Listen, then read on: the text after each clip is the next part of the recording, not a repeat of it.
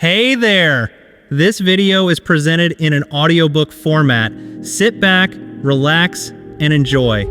Today's episode is something truly special. We're talking about something that many of us carry quietly: self-judgment. The constant inner voice that whispers, "You're not good enough." But what happens when that voice isn't yours? What if it was planted there by someone you were supposed to trust? In this deeply moving episode, you're going to recognize yourself in ways that may feel difficult, but also incredibly freeing. This is about unpacking trauma, reclaiming self-worth, and discovering the strength that comes from being gentle with yourself. If you're like so many others, you might wake up and go to sleep in a quiet battle with yourself. You try to silence the critical voice, argue with it, overpower it, and maybe you succeed for a while, but the truth is, you're fighting a war you can't win because it's you versus you.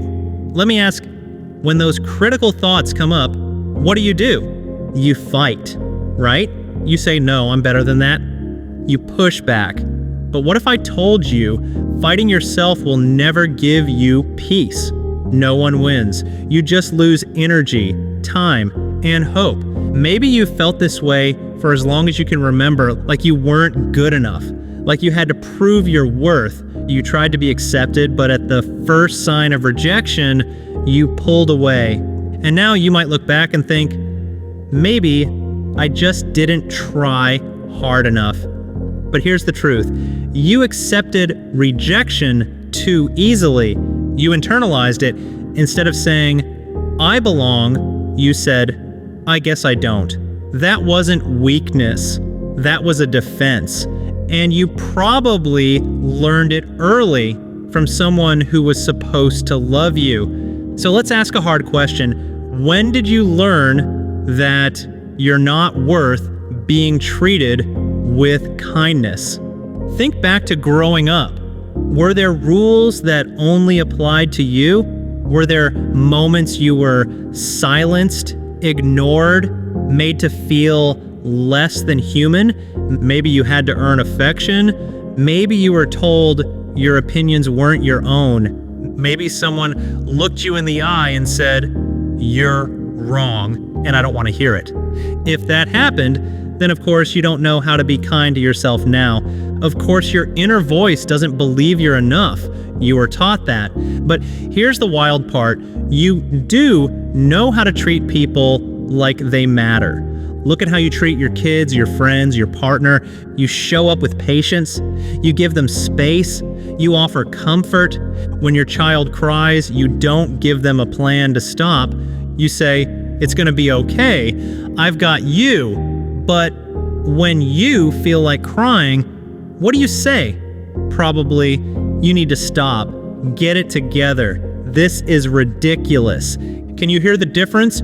You already know how to be kind, comforting, and compassionate. You just haven't turned that voice inward yet. So what if you stopped trying to fix yourself? What if you started talking to yourself like someone who matters? You already do it in certain places in your life. Maybe you're back in school chasing a second chance. Maybe you've set boundaries with people who hurt you. Maybe you made the hard choice to stop trying with someone who never tried with you. And in those moments, you didn't crumble. You didn't feel guilty. You felt peace because deep down, you knew you were protecting something precious. You were protecting you. That means you already have the compass. You just need to follow it more often. So ask yourself, do you treat yourself like you matter? If the answer is not always, that's okay. That's where healing begins, not in doing more, but in being gentler. And maybe, just maybe, the next time that voice tells you you're not enough, you'll pause and say back, "I am. I always was. I just forgot for a while." You've got this.